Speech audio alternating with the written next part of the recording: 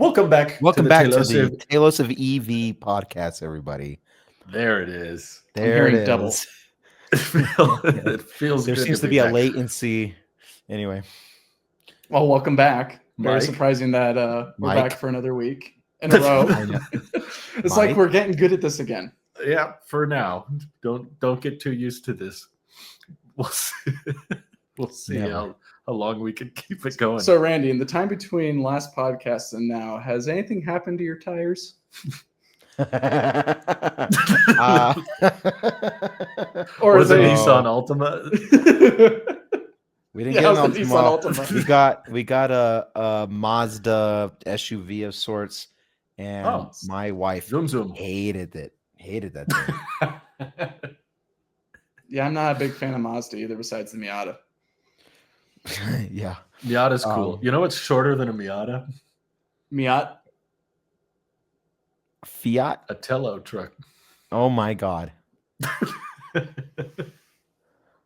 We didn't even make it we didn't even make it a minute in, and he found a way to bring it.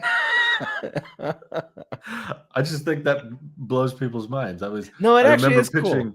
Yeah, I pitched it to one of the engineers. I was like, maybe after the pickup truck, we should make a really, really low to the ground, like small vehicle, like what if Tello made something like a Miata?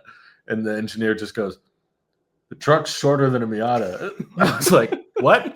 It was like 2 inches. I was like, so you're making a go-kart at that point. Oh, okay, never mind.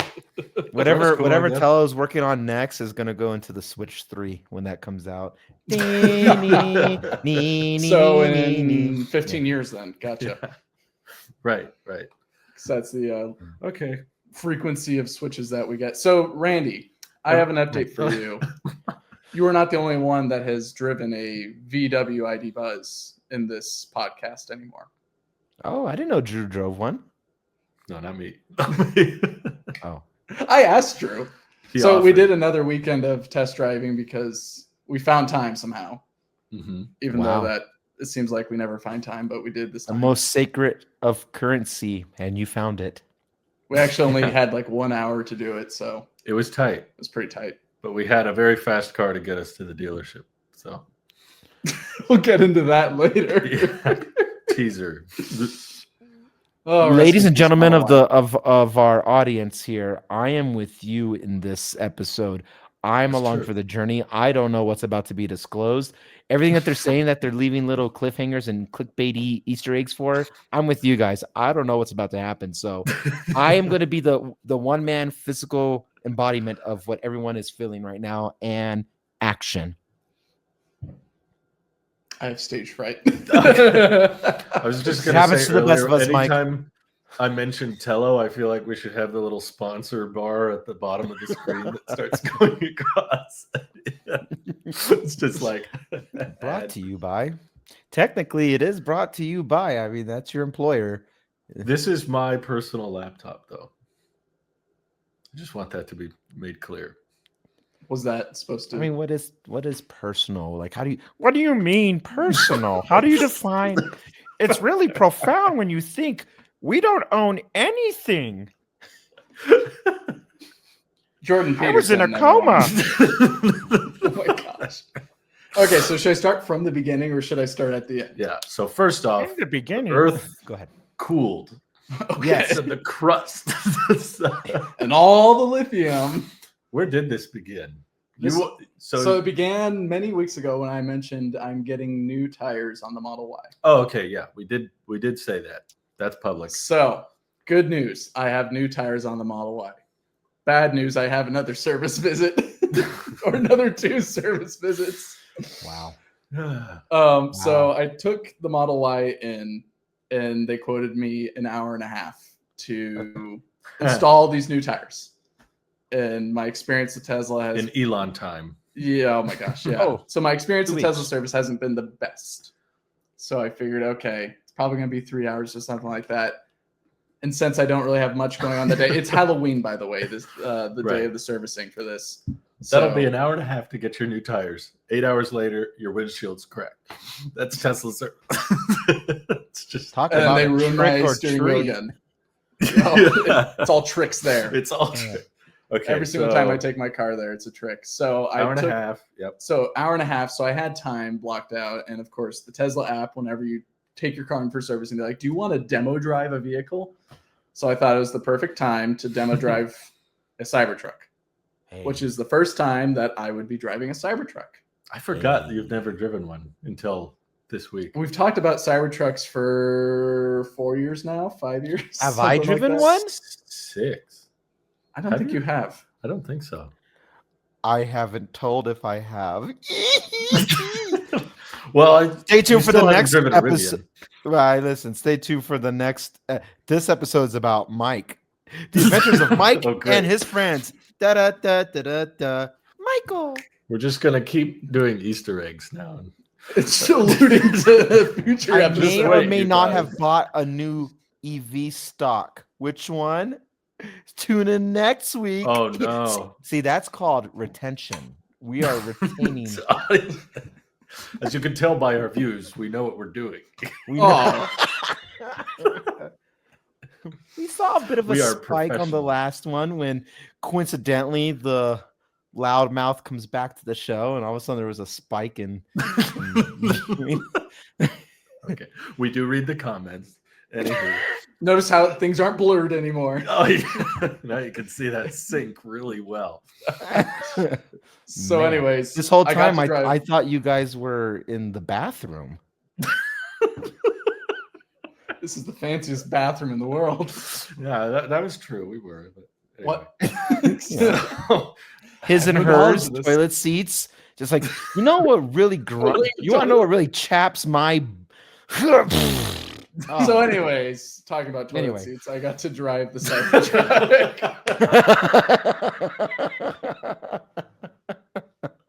And surprisingly, I actually had a very positive outlook at the end. Really? I've been very negative at the Cybertruck. I've been very hard on the Cybertruck. I feel like Tesla in general, you've been incredibly negative. We're not even close to done with my story with servicing. This is just the beginning of it.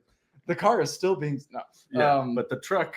You were decently surprised by? Yeah, I actually enjoyed the test drive. So I got about 45 minutes with it. That's a while. Not a bunch of time to develop a strong opinion / experience from, but enough for me to do all this research that I've had for past so many years and finally get behind the yoke or whatever you want to call it, the cyber yoke of it, and drive it around. And I was pleasantly surprised. First of all, what was pretty entertaining was the showroom associate was saying, so I was going to ride in there with you. I was going to show you FSD and then you could drive around. I'm like, I already know how to use FSD. He's like, oh, then you don't need me then. Just do 2 minutes. So apparently there's a quota that they need to meet for 2 minutes of FSD usage per demo drive. My God. Which is something new that I learned. Those poor people. I had to do that 2 times that day, by the way. What are they going to do? You're by yourself. You're supposed to come back. So did you use 2 minutes of FSD? No, go back. So the first 2 minutes of my test drive with the Cybertruck, I pulled onto the road and then engaged FSD and then familiarized myself with everything in there while it drove me onto the freeway. While it ran over trick-or-treaters.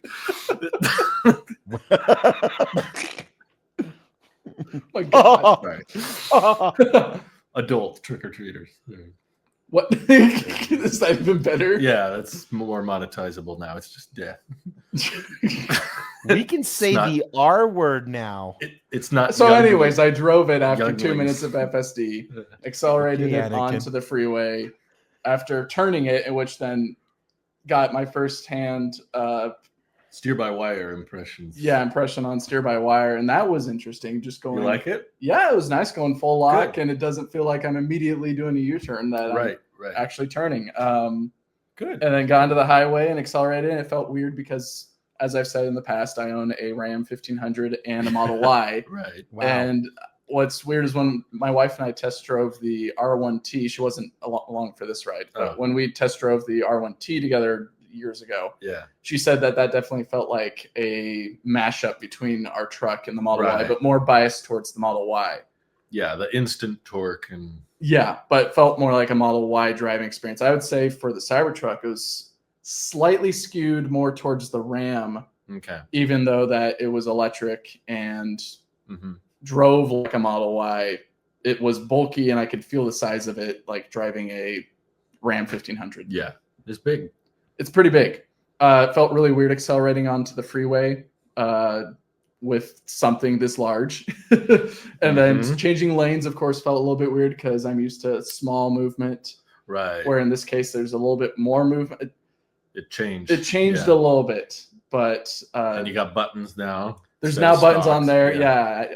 That was nice, actually. I got used to that really quickly, being able to change lanes and just press a button. And I wasn't expecting that. I felt like you were the kind of guy that was going to be like, well, what's with the buttons? I'm fine with buttons on the Cybertruck because it has steer-by-wire, so the wheel isn't rotating that much. So you don't have to find the buttons. True. Who's the old man yelling at the clouds now?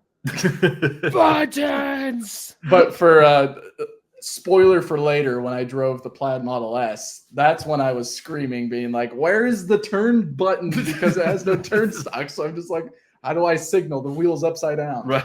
Because I had a steering wheel on that one instead of a yoke. And if I had yoke, it wouldn't even matter anyways. It's still the same problem of where's the buttons. So anyways, drove it into a big parking lot at a community college and did some maneuvering around there with it. Didn't hit any cars, but it was very maneuverable. I was very surprised. Students. Good. Or any student. Well, thankfully, no, school was in session. There's no students out, thankfully, but giant polygon maneuvering around their parking lot. And it maneuvered really well. I was impressed. Good. Reluctant to say that. Yeah. And that's what my wife said. She was way more impressed with the inside of the truck than the outside. The outside just confuses everyone and paints a target on your back. Yeah. I got everyone's pinned like, in a corner. You're what's wrong with this country. You know that? But then you get inside. I do data entry. No. No. You're burning. Whatever. Not going to get into that. But drove on some city streets as well to get a feel for how it turns on roundabouts and tight turns and everything else. So I got a comprehensive experience in city driving and freeway driving. Thorough. Yes. And then when I went to go park it after being done and messing with all the screen stuff, in which my biggest takeaway or my biggest, the pro or what am I trying to say? I don't know. The thing that I liked the most about driving the Cybertruck was definitely the steer-by-wire. That was my favorite thing. I agree. The thing that I hated about it was that windshield that goes, the windshield that goes all the way to Timbuktu. That was a massive windshield. I had the giant wiper try to clean off all the bug guts, and it did a decent job, but there was still a lot of gross condensation on the inside, in which the defrosters weren't even doing. I had them on full blast, and they didn't do anything. I couldn't see anything for a while because the sun was shining They through. need like a commercial building grade defroster for that windshield. Giant AC unit in there or whatever. I think they did say it's the largest automotive windshield. I believe it. I think it's bigger than the Tesla Semi windshield. I'm not surprised by that, but it was surprising being in there and it just watching we make fun of it online because you see it either in videos or on the website and it looks like it goes forever. Actually being in the vehicle, it goes on forever. That's true. That dashboard and the windshield just go for, I already have a tough time cleaning the windshield on my Model Y. Trying to clean the windshield on that Cybertruck on the inside, I've got no clue how anyone could do that reliably and get a full coverage clean. You'd have to bring in the Swifter. Yeah. With the stick, go all the way. Yeah, pretty much. It's bad. So that was like the worst thing, I'd say, in my opinion, from my experience with the Cybertruck. I then parked it back at the Tesla showroom dealership, whatever you want to call it. And an old couple then approached me and wanted to talk with me about it. So I talked with them for about 15 minutes about the Cybertruck, which was very entertaining. Excuse me, young man. They're like, what is this? Well, they had a Model 3. They're coming in to, I think, schedule servicing and or maybe how is it with my carpal tunnel? They were actually really so. You'll like this, Randy. They had a Kia EV6 as well in their ownership. They didn't have it with them, but they're like, I have a Kia EV6 and I love it. I'm like, that's great. Why are you telling me this? Get out of my way. Say that. They're very kind people. I really enjoyed my Just conversation. shut up and die already, God. You're what's wrong with this. No, they said, what kind of truck is that? You say, this is an F-150. We also talked about those. Like, didn't they stop making those? I'm like, yeah, because the aluminum. Correction from last week's podcast is we talked about the F-150 Lightning being put on hold for production, and that's because an aluminum factory exploded. And the F-150 Lightning has more aluminum in it than the regular F-150 or the hybrid one. And so what makes sense when you have a shortage of aluminum is to deprioritize the electric one, which isn't making money, and put those resources in. Yeah. And well, it's just not. You compare the apples to oranges, and it's like, well, yeah, of course the apples are selling more. Out of all the things we want to make a correction on last week's episode, that's what you wanted to emphasize? Yes. I'm not going to try to excuse anything you say these days because it's laundry list. I'm never going to finish. Gotcha. Everything in that episode was flawless except the F-150 claim. Okay. But right, I got to step up my game. I'm still rusty. Getting back to the Cybertruck, I did back it up in there, and the old guy was getting out of the passenger seat, which was where I was backing up into in the spot. Mm-hmm. And the Cybertruck did alert me ahead of time, and then also was really good at showing me where the very low curb actually wasn't a very high curb, but it was still able to map out exactly how close I was to it. So I was very confident backing the thing up. Like a Tonka truck. Kinda. Like a dump truck. Yes, because it's shaped like a dumpster. What you doing with all that dump truck? Jeez. By the way, I didn't have a key with me at any point in this test drive. He unlocked it with a key or on his business phone for Tesla. Oh, okay. And then said, just don't put it in park. Or don't get out of the vehicle is what he said. So I just like get out. Challenge accepted. For some reason, I had that on the freeway. You just put it in park. It's not mine. I'm just gonna go. So I got done with the Cybertruck. I then checked in with service. I'm more of an autumn. I don't like this vehicle. Sorry, go ahead. It's fine.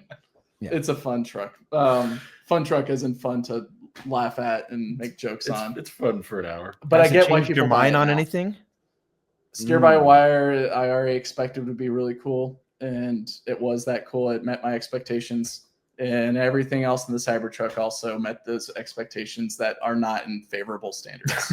That's gonna say you're probably impressed because your impression of it was so low.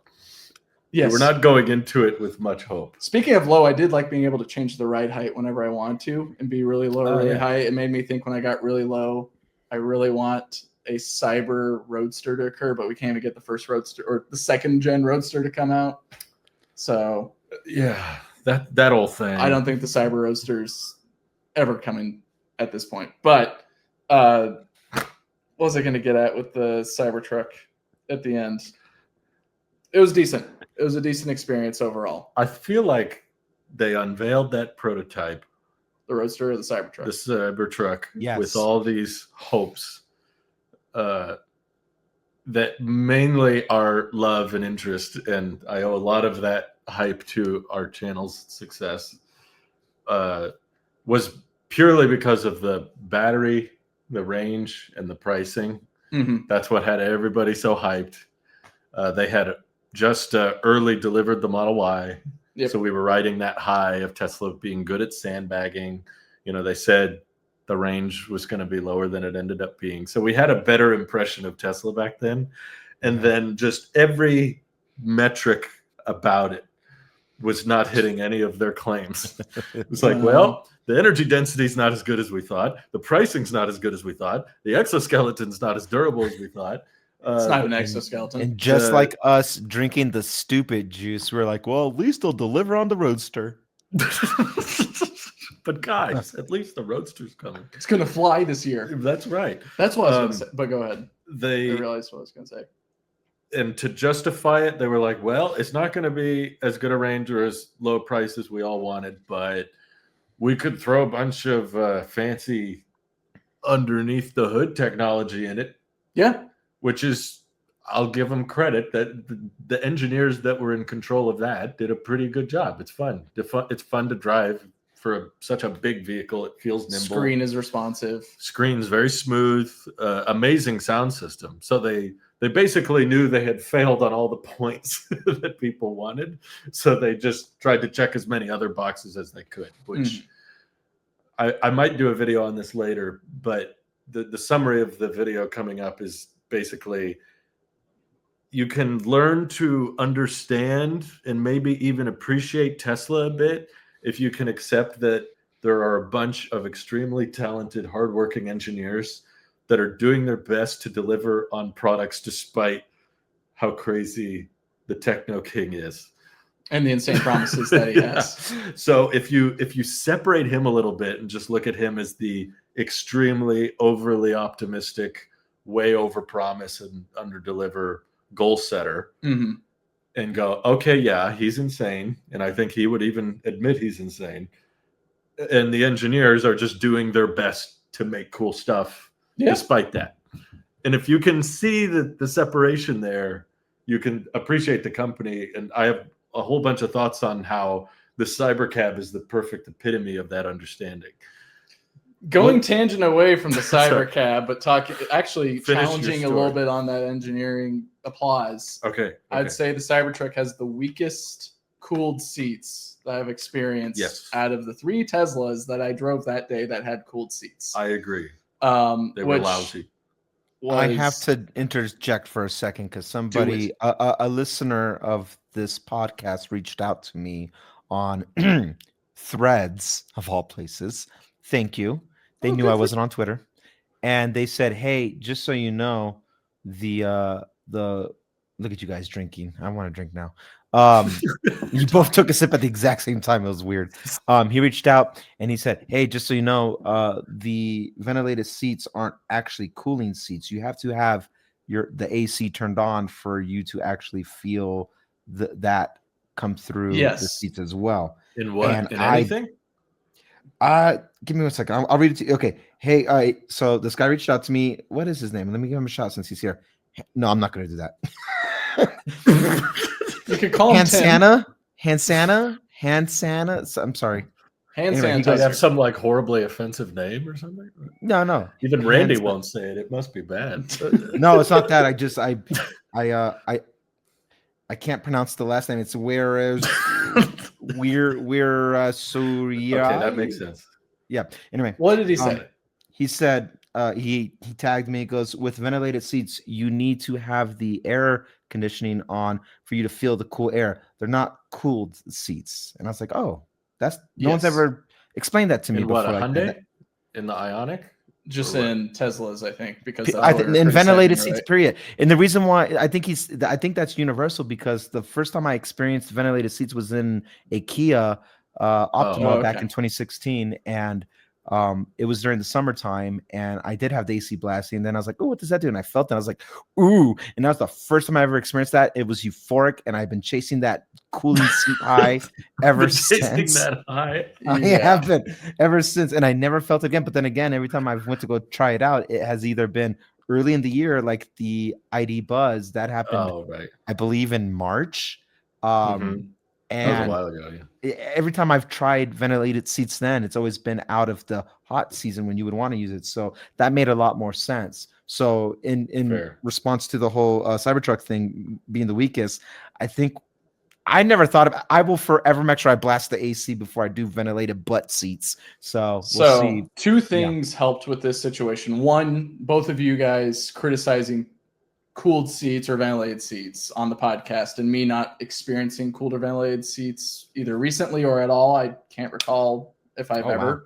And so that's something I wanted to try out when test driving the Cybertruck because I knew it had cooled seats. I knew that at least Drew was criticizing it heavily with it has bad cooled seats compared to... We were filming, although the AC wasn't on full blast. Now I wonder. So here's the other thing that also helped is when I was getting in the Cybertruck, I was saying, "Oh, it's got ventilated seats, right?" Just to confirm with him to see if his knowledge base is up to date as well. And he said, "Yes, turn on the air conditioning and then you'll feel it." Wow. And so that was another metric to help me. Is like, oh, okay. So when I did that, and then comparing it to the next car that I drove, and the next car after that I drove, I found that yes, the Cybertruck is definitely, even though it costs the most, Well, probably the close biggest. to the most. I don't know why that matters, but I'm guessing it has something to do with the central condenser having to blow air. And also up at into all the the windshield. channels. It could be also I had a defroster on later as well. But if you think about it, like the Cybertruck itself is just so massive that it has to push the air the furthest or the hardest to There's get a larger area yeah, or volume that it has to push. maybe that's why it's the weakest. Yeah, where no, you understand fluid dynamics pretty well there then, because if you think contrary to traffic where you've got narrower streets and things slow down, with fluids it's the opposite. When you get a smaller diameter or smaller channel, air or fluids or anything else tends to speed up. So in the case I'll tell of that to my Cybertruck, water you're pressure in the shower. I know. Glad you said shower. So I also discovered in this process that no. What did you mean? I want to know. The seat in the Cybertruck, specifically what you're sitting on, is actively being pumped with cool air. Meanwhile, you see all the ventilated holes on the back and sides of the seat. Those don't have mud butt here. You can't let go of this. You're just gonna have me. I just try love to talk through it. how long this portion of the episode is, where we're talking about blowing air on pork butts. It is important when you're it is a metric that you're measuring against other vehicles. That Nobody you wants buy. Nobody wants to walk around with mud butt, Drew. I'm telling you. I think it's swamp, but anyways, so Swamp I butt? did. Whatever. Yeah, but I did find that in the three vehicles I drove, that primarily the air is coming out from what you're sitting on instead of what your back is against. Right. What your back is against is passively ventilated / cooled because your seating butt's technology. closer to the air. I don't think there's a channel that goes up the seat back. I think it only goes into what you're sitting on. It's not on what your back is resting against. Because in the three vehicles that I sat in, I never felt it on the back, like higher up near my shoulder blades. No, I noticed that. But when I drove the vehicle afterward, which was a performance Model 3 or plaid Model 3 is what the guy said there. He called it a plaid Model 3.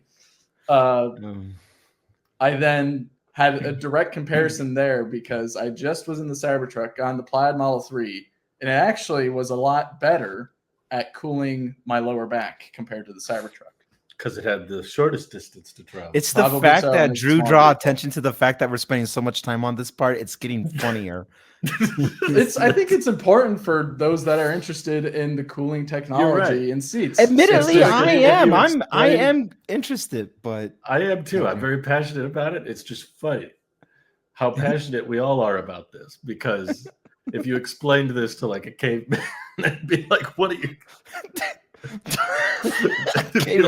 So we get in our vessels that transport us around, but we want our butts to be cool. Cave, I just picture Cave Bob.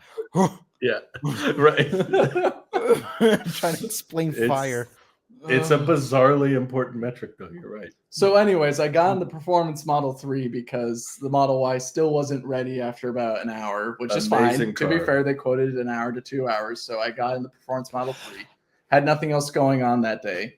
So awesome trim. Dare I would say that's probably the best looking car on the market right now. So I asked, not just because the Performance Model 3 is probably one of my favorite Teslas right now, even though I'm not in the market for a new Tesla or anything like that. I think it's my favorite. I think it's the best bang for your buck if you want something that is very performance oriented, that is just beautiful.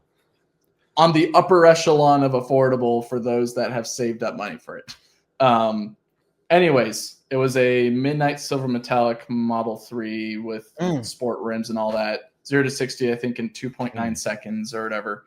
It hurt my neck after I had a 2-minute FSD session with it on city streets. Not from accelerating, just okay. I was like, okay, rookie. Yeah, no, that thing hurts. Can't handle all this girth, I see. What's in this water? So as my butt's getting cooled, my neck is getting destroyed by the acceleration. Wow, this is I've been there, man. I get it. I've been there. Been there, done that. But it was really fun driving that thing. at this point, I'm not trying to figure out the driving characteristics too much. It's now just having fun with the Performance Model 3 and burning some time waiting for the Model Y to get done servicing. Sure. Did pretty much the same route that I did with the Cybertruck. Didn't spend that much time in the parking lot maneuvering it because it's like, okay, it's a Model 3. It's a car. It is a car. But had a good time with it. Nothing, I guess. So here's the highlight with it. This one had the turn stock. Oh, it had the stock back? So I enjoyed that a lot because I've not seen that. You closed your activity ring while sitting down. I somehow closed my activity ring, which is great. Just from all the hand movements and all that. Yeah. That's great. Mike, I didn't know you were Italian. It's in my blood. I wasn't even Italian. So the turn signal was great, but it was also slightly jarring because I was getting used to the button or turn signal buttons on the yoke in the Cybertruck. Then I go to a turn signal, which I'm used to in the Model Y. So did you see they're letting you add those back for $1,000? You have to pay $1,000 for a turn stock. To be fair, while that is stupid, I think it's also the steering wheel they're replacing because you have to swap the buttons. You don't keep the blinker buttons and it's stock. a yoke, right? It's it's a steering wheel. Oh, with the buttons? Yes. I'm thinking you don't get it with the steering stuff. Oh yeah, I'll get to that later. Yeah. So I think we're there, right? We're just about there. Get to that now. Yes. So got done with the Performance Model 3. It's been 2 hours. It's now my appointment time was 10:30. It's now 12:30. They're trying to kill time. Like, oh, what else can he drive? Come on, here. Take something. Here's a semi. We'll have fun. Pretty much. Here's a Mach E. I don't care. Just go. Just go. There's a Volkswagen dealership down the street. Actually, there was a brief time between me being done with the Model 3 and checking on the Model Y because I checked in. They said it still wasn't done, but I think it still had 30 more minutes left, technically, from their initial quote. Right. So at that point, my wife picked me up because she was running some errands in town. We then ran some more errands, and then she dropped me back off once we were done running errands. Yeah. And did you finish those errands? I did. And then went in, asked, hey, is the car ready? And they said, well, actually, they're... No, I skipped Let me ahead. guess. Sorry. Wait, before you do, I just gotta let me guess. The Model Y is at the shop right now as we speak, and you still have a loaner. Is that where we're getting at? I need to know. I wish, but no, they actually did give me back my car. You would have been right a few days ago. Yeah, you would have been right a few days ago, actually. So I mixed up the time because that day was a whirl of accelerations and my neck breaking. So I did check in after the Model 3 performance test drive. Yes, that too. And they said, sorry, they're at lunch. It's been 2 hours. We're going to have to extend it another 2 hours. And I said, great. Okay. So instead of 1 to 2 hours, it's now going to be 3 to 4 hours. Well, it's so stupid when you realize how easy it is to change 4 wheels on a car. It's I'm looking at the status on the phone and it says they're halfway done with making sure tire pressures are done. But then for tire pressure, I don't know. And that's then, like a 5. So there's 2 meters. One was tire pressures, and then the other one was installation of new tires, which is 19-inch winter tires. Right. So I'm going from 20-inch all seasons to 19-inch winter tires is what I'm getting that day. Yeah. So then I go for errands with the wife, and then once I'm done with that, I come back, and we burnt enough time to where I think there's 15 minutes left. I then just hung out in the service area, just dawdling on my phone for a bit. And then it became 2:15. So I gave him 15 extra minutes to get everything done. So it's been 4 hours. I then walk up and I say... That was your 4th mistake that day, was giving him more time. Oh, yes. So then I said, hey, is the vehicle ready? And they said, they're just wrapping it up. We'll have it rolled over, we'll drive it over to you in a second through the... Greatest lie humanity ever told. No, so they did drive it up after about 5 minutes of me waiting. Guess what was... So they drive it up. Here's the kicker. It still has the induction sport rims on it. It doesn't have the 19-inch Geminis on it. And so the lady that I'm interfacing with there, who's at the desk, I'm like, those are still my 20-inch sport rims. And she said, are you sure about that? And I said, oh my God. Yes, for one, I can pull up a picture of Gemini rims, which are 19 inches. And then I'll pull up a picture of the induction rims, which are 20 inches. And then I can also show you some of the scrapes that I have on the rim that I can see from this window right here. That I know if you did that on my new wheels, then they're going to have to get replaced in the first place. But these are my old rims, so you don't have to do. I didn't say that, but anyways, they didn't do anything for 4 hours. So I showed them. So that's the kicker. I showed them or something. I showed them the images. She said, "Weird." And then we walked out to the car because they parked it right in front of the front desk for the service check-in area. And I can notice that there's some tires in the vehicle. I open up the back hatch. There's my new tires in the car, not on the car. What the in which actual? For those that will say this of, well, you bought the winter package tires. Did you say to install them or not? I said yes, both in the app and also in person, and they acknowledged that both in the app and in person. So were the winter tires on the 20-inch wheels?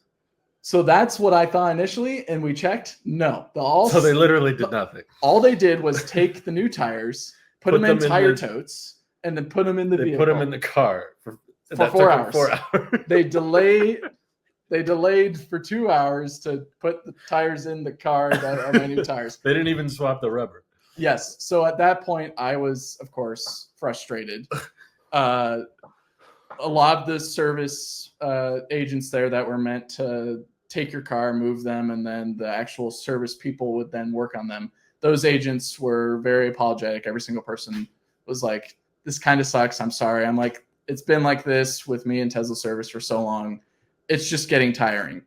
The manager then came out, Manager Mike, not Model Y Mike, but Manager Mike came out. Of course. He was apologetic. I explained the whole situation. He said, well, here's what happened. There's like 2 codes that we have for when a customer buys tires from us. See, what happened was this is your fault. So here's the 2 excuses they gave. First one was, we put in the code for just putting the tires into your vehicle and not putting the tires on your vehicle. Why is that even a code? And I said, so then why did it take 4 hours? Yeah. And he said, well, it's been a busy day at our service center, and we've been inundated with a whole bunch of different tasks, and we just didn't get to yours. And I said, well, if the app was accurate, it was sitting on jack stands or your lifting studs or whatever they were for 4 hours or maybe 3 hours, and nothing got done besides checking tire pressure, if anything. And so he was apologetic for that, said that they would then get it done, and he would maybe throw in some credits as well. And I said, okay, what are you going to do about the steering wheel that you guys messed up in the last visit? And he said, we're looking into that. Don't expect anything to come from it, but that's never happened here. I said, well, it happened. He said, well, Yes, it's impossible that it happened because we put a cover over the steering wheel. What I'm referencing, for those who don't know, last time I came into that service center, they were replacing my windshield that had a nick in it, or a nice impact in it, not nick. You suck, Nick. Yeah, you suck, Nick. It had an impact in it, and I got replaced. But during the service visit, they manhandled my steering wheel so much that the leather on it that was slightly folded, it wasn't ripped yet. It was slightly folded a little bit. You could definitely rip it with the plastic over it. Yeah, well, what I expected, what happened is they put plastic over it. It sat in the sun, and then someone grabbed at that location really and turned, and then it ripped, because the rip is going from, if you're looking at the steering wheel, from top down on the left side. So I guess counterclockwise. So anyways, I told him, well, if it had a cover on it, how'd it get a rip? And he's like, well, no, we there's no way that we can check, even though we have cameras on it. There's no way that we can check. Are you sure that it wasn't there already? And I said, no, it wasn't there. I get that I've got no photo evidence of me taking a picture of it right before and right after. Yeah. Who's going to take a photo of the steering wheel? Anyways, he said, well, we usually take, or I said, okay, sorry. That's okay. Yeah, it's a very frustrating situation, but pretty much he said it's weird because we put wrapping on it, right? I said, well, it wasn't there when I picked up the vehicle. I said, well, of course we take all the wrapping out when we're done servicing your vehicle. I said, well, that's weird because you left the wrapping on the seat when I picked up the vehicle and throw it away in your trash that day. So that's not accurate. Lie after lie after lie after Yes. lie after And so I said, well, that's weird. I'm like, yes, it is weird that my steering wheel is ripped and you left trash in the vehicle and the You full think this is what I dash do? was all trashy and everything. I'm not I trying to go extort around to you. service centers and convince them that they ripped my steering wheel. I'm not trying to extort you. I just, you damaged my property. Please replace it or do something to like give me some. Especially because they took 4 hours to load 4 tires in the Yes. in your So trunk. here's the very fun part about that as well is they said, do you want an But alignment? the with government's efficient. Right. Right. that? So he said, do you want alignment with those wheels, by the way? I said, is that not included? He said, no, it's not included. I said, you don't do alignments on new wheels that you put on vehicles here when you get like a winter tire package or a summer tire package. That He said, seems no, like that a- costs extra. That's like a massive liability, right? I don't know. Put you on the road with Unaligned or Yeah. unaligned tires or whatever, Yeah. or unbalanced. Yeah. Not my monkey, not my circus. So then he said, okay, well, since obviously we screwed up, we'll do the alignment for free. I said, thank you. Please look into the How about steering those wheel further as 12,000 well. credits Possible. you were talking about? I don't know, man. Your credits are no good here. So at that point, I was waiting for 4 hours for my vehicle to be done. It still wasn't done. Started at 10:15, 10:30 or whatever. It's now 2:30, 2:45. Okay. They gave me a loaner at that point because they felt bad, in which Good. they said we have a Model S available. And last time I got a loaner, it was an old Model S from like 2016 Yeah, or something like that, it was an old 2018. one, It was a yeah. very old one. And so I was expecting something like that. And so they gave me the key card. They walked me over to it. And it was not an old Model S. It was a 2022 plaid Model S. So 1,000 horsepower. 1,000 for- horsepower. for your trouble. Also, In your pocket. Midnight Silver, 1,000 Yeah. horsepower in your pocket.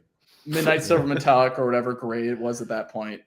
Had the plaid badge on the bottom right as well. Not PLAID, but the actual infographic from Spaceballs. They also said, please don't smoke in the vehicle. Don't do like any substances or anything else in it. In the loaner agreement. After what they did, I'd be smoking. And I don't smoke, but I would start smoking. So the other fun kicker is then I step into the car. It smells like smoke. It smells like someone smoked in there. Are you being serious? I'm being serious. They are So I setting you up, immediately- man. I immediately ran in and I said, by the way, just so that way everyone in this room knows, it smells like someone smoked in that Model S. And like, oh, we know that. He has a giant cigar. Is he saying that? So, Don't smoke it. Don't smoke in it. so what they told me in that moment as well is that your vehicle will probably be done by the end of today, but please keep the loaner until tomorrow if you can't make it by this evening. So took the loaner, drove it all the way back home. Very quickly. Respectively under the speed limit, The fastest you can. Okay, get to the Marquez. speed limit. 50 miles per hour. Yeah. Yeah. But Yeah. man, does that thing rock. I haven't been in I've not been in a Plaid Model S that I Me got to neither. drive. I got to sit in one in a showroom and play with the screen going Yeah. Never been pivoting in back one. and forth, but I never actually got to drive with it.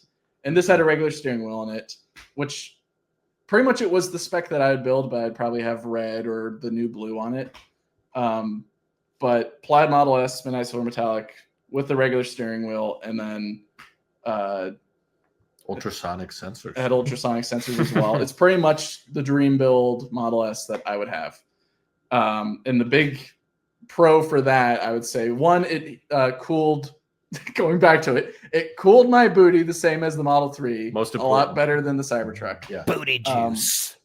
No, not that. Not that at all. Nothing even close to that. But my favorite feature of it, besides the acceleration and whatever Randy said, is the pivoting screen. I did not know how much of a game changer it was for your screen to pivot. You really like that. Huh? I really enjoyed it. It made me feel engaged. It made me feel. And you have a driver's display now. So yes, it was actually very.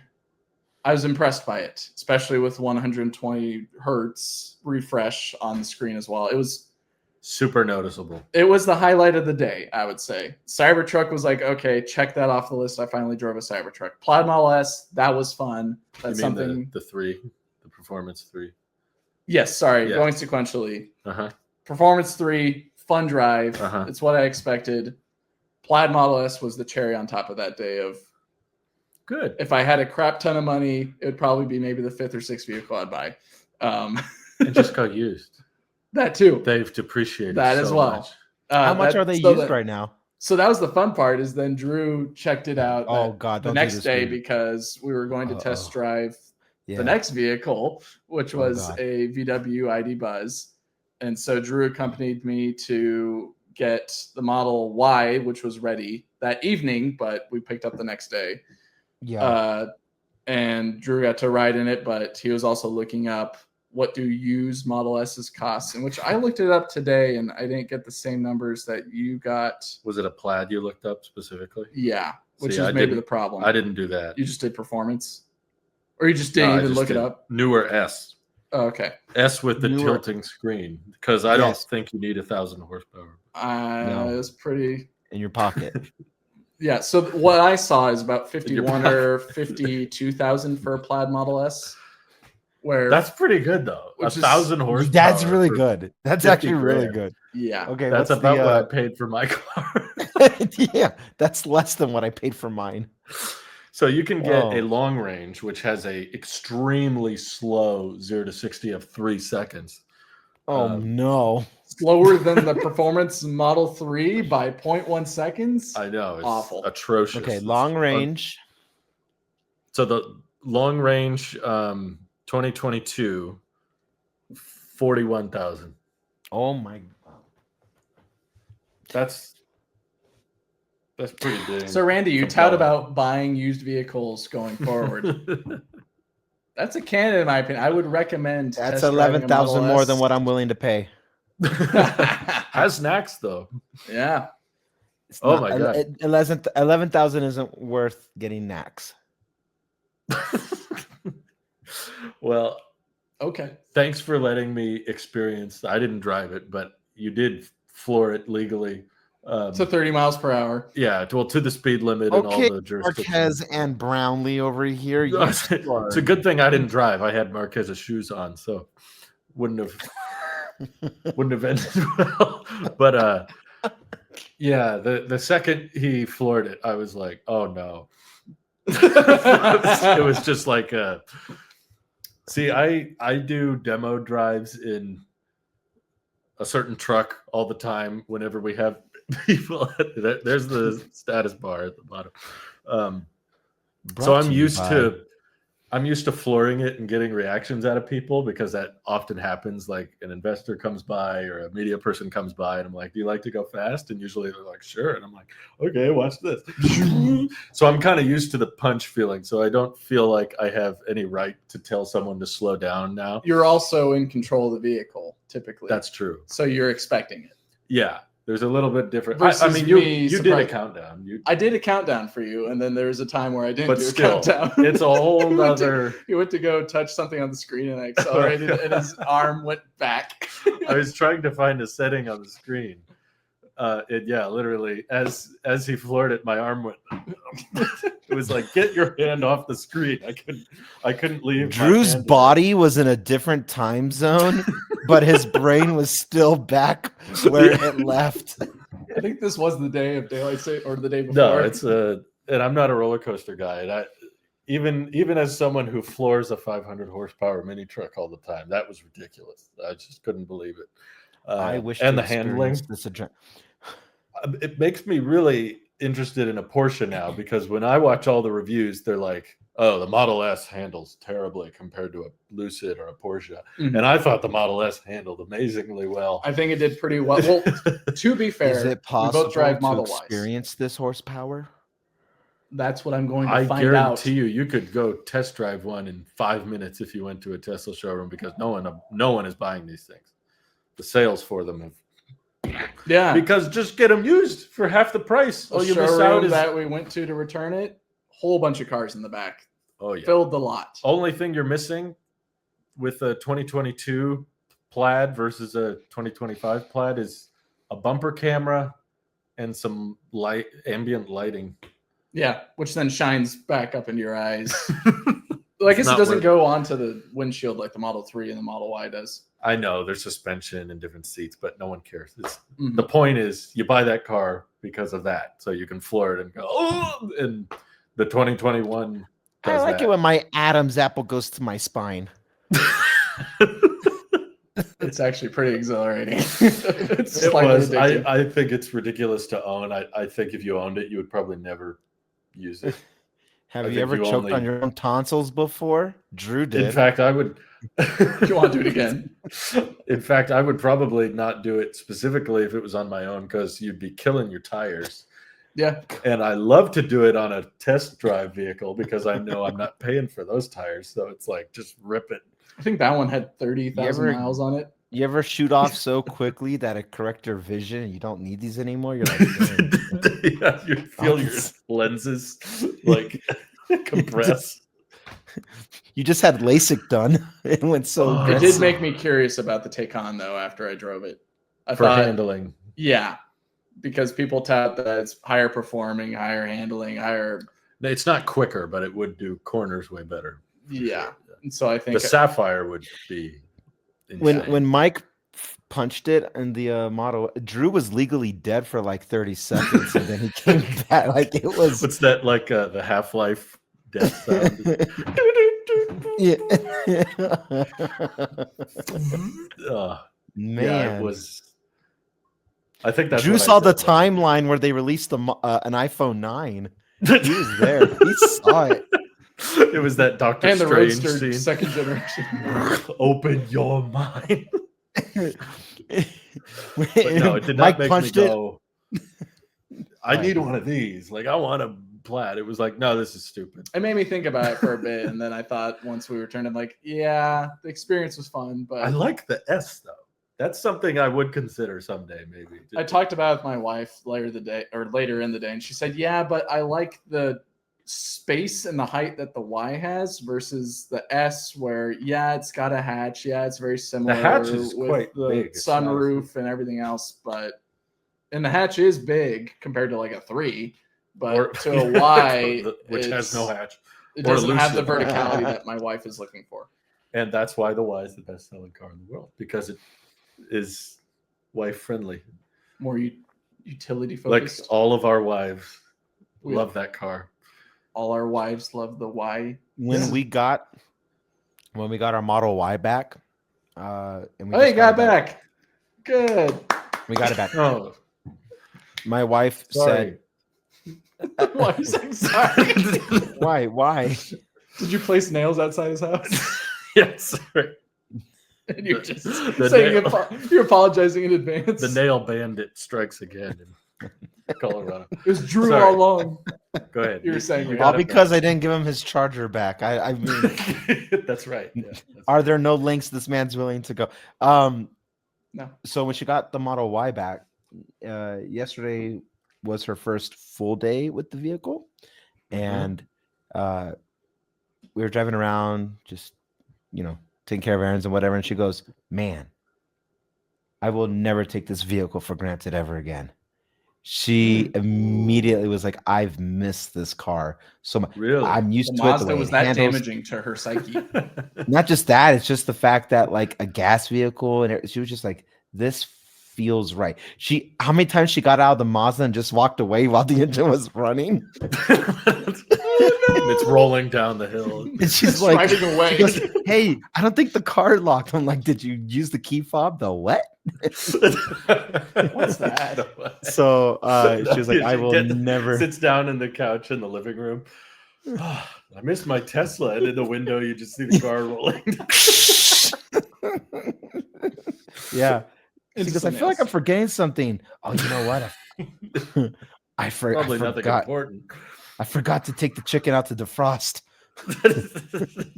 That's what it You're has right to be. though. She's so right. Every time like I go on a trip for a while and I experience other cars and I realize Other cars. how behind like everyone is in terms of software. Oh, man. So speaking of people or other brands being behind software, this then segues into returning the S, getting the Y, which now has the correct rims. tires and rims on them. I had winter tires with 19-inch rims on them. Mm-hmm. They look good. I then had to schedule another service visit because I ruined it for you. I'm the one who spotted the problem. I appreciate that, and that's why I'm glad that I had you there. What Because happened? on the back right rim, there was a noticeable flat portion to the rim, like not just on the Like it's arrow bent. portion of it, but actual metal, like flattened a little bit downward, as if like someone dropped a weight or got a crowbar in there and flattened it a little bit. It by looks crying. exactly like the bend in my rim on the passenger side rear, which is why I said that looks a little bent, but I wouldn't do anything about it. I wouldn't say anything. I would just. I immediately walked over to the service desk and said, "Hey, here's a picture of it," and I don't know if you can tell. She's like, "Oh, I can see that." They just like seeing you, Mike. At this point, it's a game. Well, she said we'll schedule another service. They do it for they do it for the love of the game. At this point, they don't care about making money anymore. They said it's not going to cost you any money. We can figure out a time. We'll work with you on that. There's like a female employee that's flirting with you. She finds you. She wants you to keep coming. Not even that. So like, okay, are all his tires on? Yeah. Then she pulls out a hammer. Oops. Oopsie. I guess you'll come back, right? No, she's actually. I'm not going to name her by name, but she's been very helpful and very kind. We're not gonna. We'll keep it anonymous. We're not gonna reveal her gender or anything like that. This is a family show. Anyways, she then said we'll schedule a time. We can work with you on that time, and then they proceeded a couple days later to choose a time without me on the app. At this point, they're straight up screwing with you. Yeah, it's they're the impractical Monday jokers at 8 a.m. Now the guy who was talking all that smack about Tesla over the last couple of years. Screw that guy. That's what it feels like. I got mouths to feed. I swear, if you were still on Twitter complaining about this, it wouldn't happen. And that's also not the only service. I have another service visit that I have to schedule because they said so. We tried aligning the tires on your vehicle and we couldn't get it to full alignment. I said, "What do you mean?" And they said, "We're going to need to replace some of the tie rods associated with the front suspension." At this point, is it even the same Model Y? Like, how many parts are we replacing? So here's the funny part about the whole process: replace every part. I've talked about through the whole history of this podcast all the wonderful service visits I've had. In that whole time, my Ram 1500 has had zero problems. It's only had not service visit, but not even maintenance either. It's just like, I don't think it's even been for a checkup yet. We haven't taken it in for a checkup yet. We've had tires rotated on. That's it. It's at about 20,000 miles less than the Model Y at this point. Fewer. Yeah. 20,000 miles fewer. Yeah. Less. That's what less means. Fewer. Fewer's for individual, less is for. Okay, Mr. Grammar. Anyways. Rivian Mike taught me that. Good for him. So I have two service visits in the future. One that's not scheduled yet, and one that was scheduled not by me. But thankfully that one is free. The one that is in regards to alignment, I have to pay for that one. So that'll be great. So yeah, we then got into the car after Drew got to check out the standard Model Y that was at we that slammed location. the hood. It's wonderful. It was the greatest feeling. And it's quiet. It didn't even sound loud. No, actually, it was like both a hard and soft close at the same time. Did you know you can do that with the base Y, Randy? I could just take the frunk. You know how all Teslas it. have that same like to shut the frunk, use both hands, put around them flat the on all the bug guts, and just push like. Eh. But now on the cheapest basic Model Y, the frunk hood can be fully open, and you can just wham, and it locks into place, and it's not even loud. Wow! Because there's no weather seal. No. That's how they do. That's how they get away But with it. then I use this hat as a nice comparison between the standard 3 and the standard Y, and the standard 3 has a bigger frunk than the standard Y, which Oh yeah, is also pretty abysmal. It's the most unfinished looking frunk Tesla's ever done by far. Yeah, but I like the interior. It was I believe I mentioned this surprisingly either good in build last week's podcast or maybe just you and I in a conversation. It's pretty much on par, if not, it's got the same features as my car, and I paid pretty close. a crap ton more than this one. Plus granted. a bumper camera and AI4, and Yeah. if you care about that. The only thing is the rear cup holders are on the back of the middle seat now. But... Oh, I should have looked at that. I forgot about that. You didn't look at that? No, I was too focused with the headliner. It was weird to be in a Tesla with a solid. Which actually headliner. felt pretty good. Yeah, I felt it with my hand, and it didn't feel like it just went through like fabric. Like there was actually foam or insulation or whatever, some dampening in there that actually packed it in and made it feel solid. It actually, dare I say, felt more quality than mine. Well, yours is old, so that probably an old early VIN Model Y that has had so many service visits. It had better build build same quality. Y. You got the same battery and the same hatches VIN, replaced, and the interior doors are replaced, the so I'm just trying to figure tie rods, and now the new ones have to be replaced. What are you getting done? What are you getting done this week? So it's not this week, but I think it's in 2 weeks. I get the the back right arrow rim fixed. I was just plain. And then in some indeterminate future, I get the. You know what? They better be chipping in to pay the rods, property taxes on that with the DMV when it's time to renew. I wonder if they have a subscription for suspension rods and whatever, since they have one for protection plan for tires and windshield. I need that for mine because apparently it's going through it like water. Maybe it's because water's getting into it. So, anyways. Once we finally got in the Y, which then had the aero rims and the 19-inch tires, 19 winter tires with 19-inch rims, whatever. I didn't really feel too much of a difference in drive quality. I still haven't. My brain's still trying to figure out whether it's placebo or it felt smoother. Reality of whether it's smoother or not. I think it was a little smoother. Whether it's dampened out a little bit more and a lot less stiffer feeling than the sport rims were. But then we drove that with my 4 sport rims with all-season tires in the back of it, which actually fit pretty well. There's still room to spare. They were bumbling about in there when we would turn. Yeah, they had some room to slide. Yeah. We then drove to the VW dealership. And that's it. What, past all the protesters? Oh, Drew got to check out some protesters there as well. They had the blow-up signs and the gestures, everything protesting you can imagine. The Volkswagen? No, outside the Tesla. You can see them in the B-roll. I took B-roll of the standard Model Y. I'm like, this is the new 18-inch wheel, and in the background they're holding signs and everything. Fascists aren't welcomed. No, they said lemon vehicles park here or something like that. And then I'm sure there was something about fascism, but we drove past them all, and I was like, we're going to Volkswagen. Yeah! Who started Volkswagen? Normally, I'm going to Disneyland. If you guys know history, that's a pretty funny joke. Yeah. No, it's fine. It's all. What part of history, Mike? A very unfortunate time. But anyways, we got to check out the VW ID Buzz. And man, hearing your experience, Randy, I was thinking, oh, this is going to be. Actually, I don't know what to expect, but maybe I do. Because you're pretty negative about it historically. Oh, in this whole podcast, I've roasted it, and I'll still roast it now. It feels like you're driving a giant hat on wheels.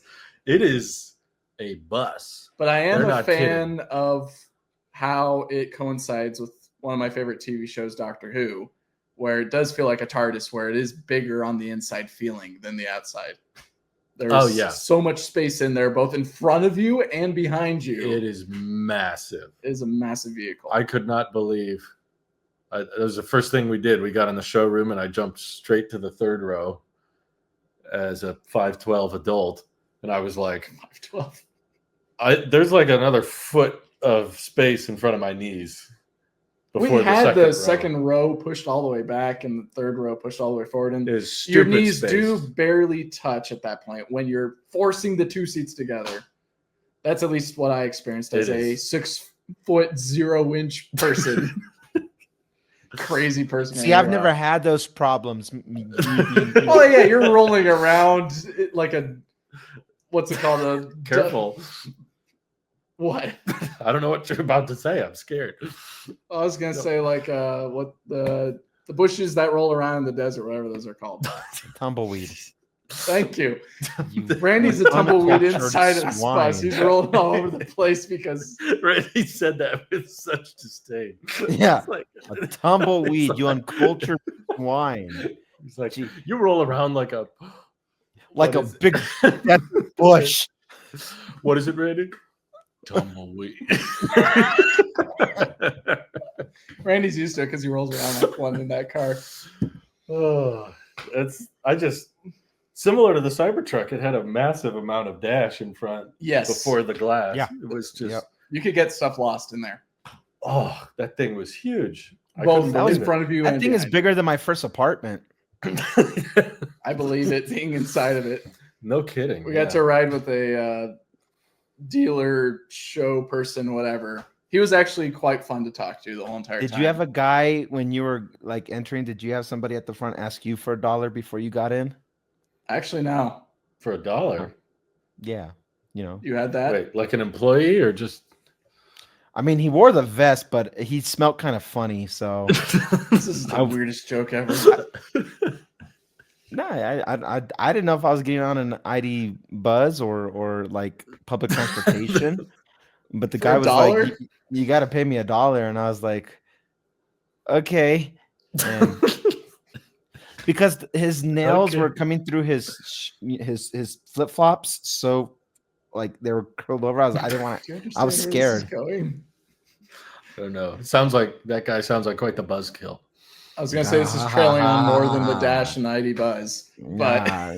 So the Buzz had ventilated seats. had ventilated seats. I would say it's on Very par. effective. Yeah, I'd say it's somewhere in between a Cybertruck and a Model 3. It was very cooling. Don't know what that means. Cool. Well, it seems like you did it wrong. The software in it was I was holding it trash. wrong. Yeah, yeah. The software inside was very trash. The maps, Well, yeah. one functionality of it was very smooth, which was bringing open like, do you want to include Yeah. these chargers or whatever? Volkswagen software is kind of But then when lackluster. you would go to the map to like zoom out, it would just stutter, which was not the best feeling when you're driving. What do you mean? Jeez Louise, Randy.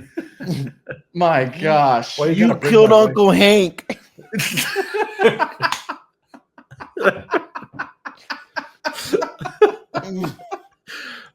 I was very glad to see that when the charge port is open, the door doesn't. They eliminated that problem that I saw at the And called the expo. The doors are amazing. They're powered. It's they- also on the fob. You Oh, can yeah, the open key fob can either open side. both doors, which is sweet. Well, one or the other. You don't have to Um, open both at the same time. Yeah, I like how there's just- technically a side window. You know, Yeah, you got a window yeah, and just the it's little- yeah. because it doesn't roll down. That was clever. Yeah. I just want to like Well, Yeah. it goes the other way, but yeah. It's a shame whatever, they Mike. did Jesus it. Christ. It's a shame they did it the way they did because I think, from what I've read, it's not selling well. For $61,000 that we drove, I could believe it. Yeah, ours had massaging seats, and Yeah, I tried them. I discovered that there are bad massaging seats in cars. I've had massaging seats in other vehicles. Like I love Lucids; they have really articulate massaging seats. But Mhm. I tried every different setting. Oh, did yours whisper in your ear too? And you know, No. taste the rainbow. They did say you could wrap it in any color that you want, which I learned. They wrap the car; they don't paint it, or they Well, paint some it. of them. They Yeah. paint it black, silver, white. They had or wraps gray, in there, but but they then- do paint them. Yeah, the one that was in there was like a golf, like fairway green. Very bright. It was very bright, like tennis ball green. I guess is probably a better way to describe it. It was bright That- green. That van was a statement. You're that guy at from the golf meme where there's like the classy guy and the crazy guy. He would drive The ID neon Buzz. green ID Buzz. I feel like he would drive in a very old Golf, but okay. I will just say, from having checked out many different EV crossovers, that was a breath of fresh air. Driving a van. Driving something so different from everything else on the market. The weird thing about it was when we were driving, we were sitting higher than minivans that we drove past, but it's lower high. than pickup trucks. Yes. So it kind of staves in between the two. And it actually didn't feel like a climb to get into it. It felt very easy to get in. The floor is so low. Again, bunch of space. It's just, again, but like your apartment. You're rolling around like a that tumbleweed size. in there because there's nothing going on. You brought it back. But my point is, as to I'm sad the way they did it. The software is Volkswagen. I wasn't expecting much there. I wasn't like holding a high standard. But I think the biggest problem that everyone has had with it since day one is the price is too high and the range is too low. Yep. Those are the big variables that are very important. I think that was Brittany's issue with it. Yep. Last time you shared. And I personally think all of that mostly comes down to the size. I think it's extremely spacious. And on one hand, you might say, well, that's good. Just let it be extremely spacious. But I would argue that's a compromise that they shouldn't have taken. I think they could have shrunken the whole thing just about in every dimension. Like the European model. Well, the European model has a shorter wheelbase. The European model's shorter, but the frontal area is the same. Yeah. And I think if they would have slimmed it down a little bit, compacted the interior so that, okay, maybe it's not extremely comfortable in the third row for a over 6 foot tall adult, but it's instead pretty comfortable. It would still be much better than any crossover. It'd be better than describing right now is the concept version of the ID Buzz. If you remember that one, which was that's all my wife thinks about. Yeah, the concept is cool. I think if they could have shrunk it, they probably could have got a better range for a similar amount of utility. It made it a lot more sloped on the front, like a Gravity. Maybe the front looks pretty aero, honestly. Nothing about it screams like, oh, that's a big aero drag, other than the big drop off on the back. I would disagree, but we'll leave it up to speculation. Frontal area, I think, could have gone a long way, and knowing how you can package batteries, I don't know why they settled with 90 kilowatt hours on such a large vehicle. I think what they could have done is just gotten rid of the space behind the third row. Yeah. Just make the third row pretty much be the back, no extra space back there. I don't know how probably much would have saved them a couple miles, at least. Yeah, I don't know the length in that direction. Conservatively 20 miles from my inexperienced opinion. Which was it? It's at 240 miles of range or something like that. It's pretty low. So 260 by my horrible estimations. If they could have got it to 300, I think they could have justified the price as is. Yeah. I think 60 grand for a 300-mile range van.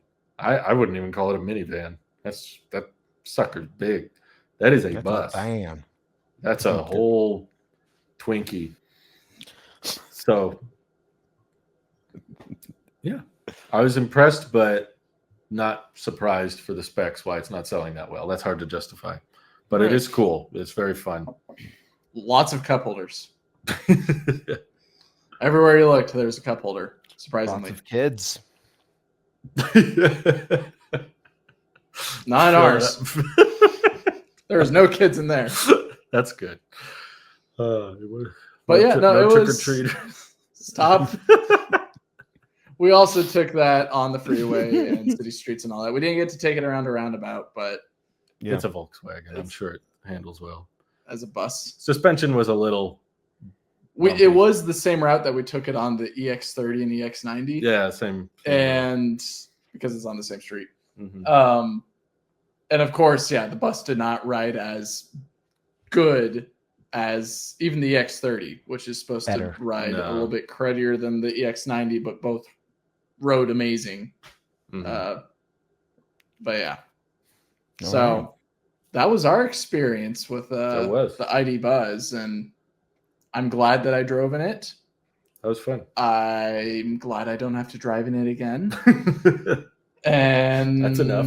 Same thing goes for the Cybertruck. Yeah, all done. So can we end tonight's episode with Randy settling our debate? What debate is that? Will Cybercab be sold with steering wheel and pedals? Oh my God. Let's hear it. Make your case. So, of course, this guy with the YouTube channel says that Cybercab is going to be sold with the steering wheel and pedals. I agree with that. Oh, but because rules You're and welcome, regulations guys. and all that. Drew, you're welcome. I solved it for you. You're welcome. Rules and regulation and all that. I don't think they're going to allow people to drive it like the common person like you and me. I don't think that's going to be possible. Oh, okay. So that's prefer to call you normies. I don't think you're going to be able to sell. They're going to sell to anyone. They're going to want to sell it to anyone. They're just going to have it kind of like a Waymo, where the steering wheel and the pedals exist for rules and regulations. You can't do anything with it because it's all pedal and steer by wire, so they could just turn it off. Okay. That's my argument, is that you're not. You seem to think that the consumer is going to be able to drive it. I disagree. Okay. Yeah, that summarizes it. Where do you fall, Randy? Can people drive the Waymo? No. You have a Waymo person run up But and then for a scan time, something. you could buy a Jaguar I-Pace. You still which is the can. same vehicle. They're just sitting Yeah. doing nothing right now. That's my point. I think Tesla will sell the Cybercab as a vehicle you can take delivery of and drive it around. No. And it won't, for the same reason the base Model Y doesn't come with autopilot. Okay. I don't know That's why that's a bad basis, but okay. like for a $40,000 Tesla that doesn't even have lane keep, why would the cheaper Cybercab come with FSD? Because it's supposed to be a robotaxi. It's not supposed to be a consumer product. I know it's supposed to be, but I think it will become one out of necessity. Shortcomings, yeah, and deliveries declining. I don't think so. They're pumping out hundreds of Cybercab castings per day at Giga Texas right now. Yeah, they're trying to get good at it. Yeah, they're trying to mass produce a vehicle, and again, this is the epitome of engineers at Tesla trying to get something done. Yes, That's but the cool. goal is a robo-taxi, not a That's the sedan carrot. for. That's the carrot they're dangling in front of Elon. No, Elon, we're on board with you. We agree. Robotaxi's the future. That's why we're going to make this very drivable looking vehicle with a windshield. Doesn't look like the RoboVan. It's going to have. Oh, we'll add a steering wheel just for validation. Yeah. Oh, we'll add mirrors just for validation. But we're going to make it a robotaxi. Don't you worry, Elon. And yet they haven't even expanded the robotaxi service in the Bay Area. I've been on the wait list for 3 months, and they haven't added anyone to the public, and that's for a service where there is a supervisor. Meanwhile, Zoox and other companies are doing it perfectly fine. Yeah, well, they have their issues, but They do. They're open. Well, Zoox isn't, but Waymo's open to the public. My point Zoox is becoming open to the you don't public think- in Las Vegas right now. yeah, but you don't think Tesla. I'm not disagreeing. That's all. Good. I agree. I believe I agree. Waymo and Zoox is doing great, but you don't think Tesla has a backup plan for this vehicle that they're prepping on building tens of thousands of, even though they're not ready to open up Model Ys to the public? I'm sure they have a backup plan, like they had a standard range Model Y, which then they trashed. But I don't think they have any intention on selling this to a consumer. I think this is supposed to be. I don't think it's the plan A. I agree. I think this is Plan Z. I think. Yes, I think Mike, they I will know. reach. I think they will reach Plan Z because of FSD's shortcomings. But they're dangling the carrot in front of Elon, saying, "Oh no, we're going to be ready. This is good. We're an AI company, Elon." But in the back of their minds, the engineers are like, "Get the steering wheels ready, just in case, but don't tell Elon." That's great, but Don't let I him don't think see the it. techno keying is going to allow for it to happen. You see how Not right vindictive he now. can be. The The whole company is vying to give him a new pay package. Draw whatever line you want, whether it's I mean, 1 that's- trillion or whatever it is. That's a literal carrot. He's going to be getting paid a crap ton of money because the company is vying for it. And you can I feel argue like- that the engineers are trying to circumvent that, but you don't know that as a fact. Yes, there No, is but that's plans. Suspicion. There is a reality there. I understand that. But at the same time, is the CEO who's touting robotaxis and everything else going to allow that to happen? I would say he's vindictive enough to say no. He's petty enough to say, no way. It's either robotaxi or bust. He could, but there's an argument I think to be made that even for the robotaxi future, it's beneficial to get the cybercabs out there. Agreed. Because I think they're going to have a driver in there. yeah, At that point, sell it for the same reason you sell a Model Y instead of No. have supervised. I'm saying supervised driver from Tesla, not supervised driver. I'm saying True. they'll do both. I disagree. There's no advantage to doing one and not the other. But Randy, what's your thought on this? where do you fall? Help us. I definitely, man, that's a noodle. Or are we both wrong? So They're not going to sell robotaxis. I do. But I got to make them. Elon will let the company go to zero before he would yield to a certain degree. No, I don't care. I will crash this company. He says it with SpaceX. He says it with XX. Neuralink. If you want Neuralink. me to give you a few more examples. No. My point being is that like I definitely see him being like if his mind's made up, that's every hill's the hill he's going to die on, because he's neurotic like that, or Asperger's, autistic, whatever. Point is, he's like there is no spectrum from it. It's all or nothing. Always, he always operates like that. It's all or nothing, and every move is dictated like it is going to make or break. Even if it's not, he treats it like such. So I agree with Mike in the sense that like hell will freeze over before he would let go of that. But there are so many examples of, and in Tesla and outside of Tesla, where Tesla is bigger than just Elon. He has, he is the techno king. He is the chief executive, so he does have like overriding powers and stuff like that. But he definitely can't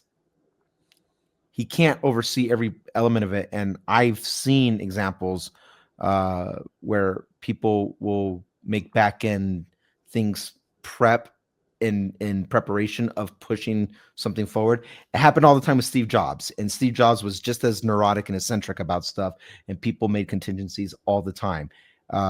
It happens more so than I think we are even aware of when it comes to company decisions, and I think that's partly less detrimental or less obvious. I feel like that's how we kept seeing prices get reduced with FSD, is that people like Elon be like, oh no, this is the future. It's easily worth $100,000. It's an appreciating asset. Blah, blah, blah, blah, blah, blah. Yeah, you're right, Elon. Blah, blah, blah. And then we start to see it.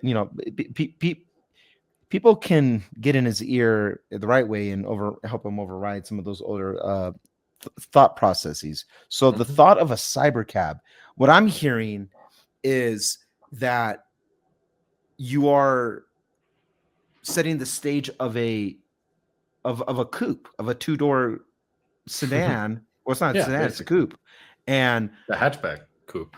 And it's not even going to, maybe they'll even change this. Like if they make all the same parts, why wouldn't they make the same conclusion that they did with the Model Y? It was like, well, so many parts from the Model 3 are in the Model Y now because they were so similar with the Gen 1 of that they have so much material and inventory to make something like that. If for anything else, just to have a more diverse lineup and help drive more sales, so that way they can sell services, whether that is going to be autonomous or whatever AI thing is going to be in the car later, or however they want to market it. You have Optimus driving it. See, that's the thing. So which makes no sense. I think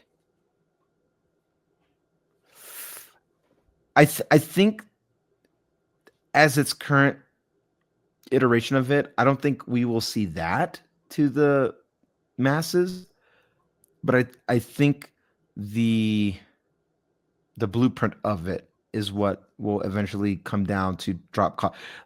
What I'm sitting on and what I'm trying to like debate with myself, hearing you guys go back and forth about that, is it goes back to what we were talking about last week with how like the Chevy Bolt being so cheap now, The best and there are product ever. there's compromises everywhere with that vehicle. But if people only care about a certain price point buying new, we have an EV for that, and in its Tesla's pricing themselves out of a certain market of trying to get more market share. If the master plan or whatever he used to call it was the most expensive, then less expensive, then the trajectory to its logical conclusion would be this coupe in some form of it, and make it even cheaper. So that way it's also competitive to, I mean, it'll have its own Tesla, like software being software aside, it can compete with a Bolt. It can compete with subcompact Prologue. or compact Not Prologue. SUVs. Prologue, whatever it is. Sorry. It doesn't matter. My point being is like the smaller vehicle demographic, like that's ripe for the taking, and I feel like Tesla's leaving a big opportunity on the table by not taking advantage of it and giving a smaller vehicle for those who prefer those just a smaller footprint altogether. Because right now, get a Bolt or what Ionic or whatever. Like there are I think other it would sell really well personally. I don't think it's going to sell at where you think it's going to sell. I think it's going to go up to. I think it'd sell better than $35,000 as a starting price. I think it would outsell the SX and Cybertruck combined. Man, I was going to say, I think with the right pricing, I was going to say that. I mean, I agree with that, but I was going to say I think it would sell better than these new cheap versions of the Model 3. New affordable models. Yeah, that affordable. Would be the more affordable. This but that's not what it is. It's not cheaper. what it is. It could be, but Tesla with their margins and all that, and also it's a new product, so you may make the excuse of less material, but they're going to want to squeeze out as much as possible with a new manufacturing line as well. So it's going to be a higher cost just to produce. Is it confirmed that they're actually like it is going to get steering wheel and all that in there and everything like that? Is that happening? I believe there's pictures of it with side view mirrors and a steering wheel as well. They're not driving just it around in Austin, but also in Fremont.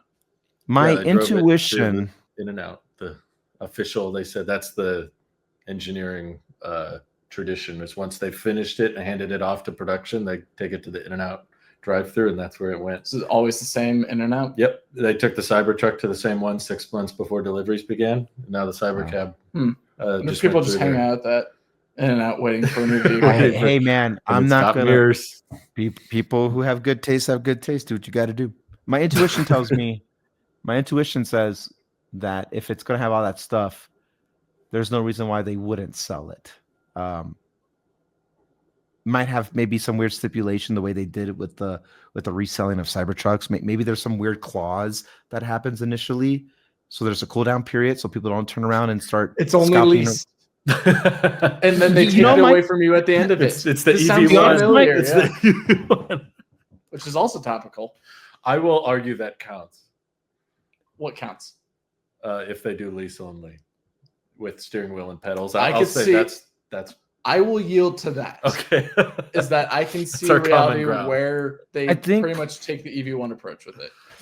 So what I'm hearing is that if they were to compromise on the vision of trying to make full autonomy happen in the interim, they're going to let people buy them with some weird clauses. There's some stipulation involved, no different than how we saw people what they were doing with the Founders series of Cybertrucks, that they were like, wait. Maybe that's how they'll try to override it. No selling it, no doing something. Like they will be so sought after for the fact that like the early adopter people are already jumping on it.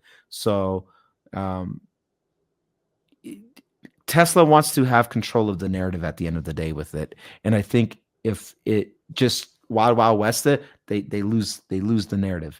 And the moment they do that, you can make the. I mean, I can make the case it's already happened, but you can make the case then they've lost credibility with certain layers of focus when it comes to these product launches and what their intended purposes are. Yeah. But I would make the same case for Cybertruck for what we talked about earlier with all the things that happened. They've Roadster, lost all kinds of focus. Where's the ATV that they talked about? You know, like Yeah, there's Still waiting for the cyber That's quad. gone. That's long gone. yeah. So like all those things, I would say that they've already lost it. People just quote Elon saying they won't do it, and I'm like, Elon says all kinds of things he's not supposed to say. So that's why I like. No, we've learned a long time ago. We don't take him at face value with anything that he says. We were already supposed to be on Mars. We were already supposed to have these stall installation where instead of charging your Model 3, they would have swapped out the battery pack underneath. They were going to have the little cable that comes in and snake charges it. We had all these things that he was talking about. All kinds of stuff. Yeah. Replaceable battery. The Hyperloop, the Hyperloop thing. What? Yeah. So many things. So I don't we'll take see. him at face value for anything. So yeah. But I'll be very interested to see how it goes. Just because it's kind of a ultimate fork in the road for Tesla kind of moment. But I'm more convinced now after talking about it that they could easily do an EV1 situation with it and see that reality occur. I don't see them selling it. But I do definitely see them releasing it. Or you live long enough to become the villain and history repeats itself. Yeah, but in this case, they don't crush them. They just put them into the robotaxi fleet, and they've gained all of the information from that driver of driving it around using autopilot and FSD. Yep. So they get what they want, which is data for that product that they're going to use as a robotaxi. There it is. Yeah. They've gotten what they wanted out of you, and now they can use it for their own profits. And all you did was pay them money. In my opinion, that's worse. I'd rather they just crush it. You don't have to crush it. Whatever. All right. Final thoughts? No. It was a wild ride. All right. All right. Thank you all. Bye-bye.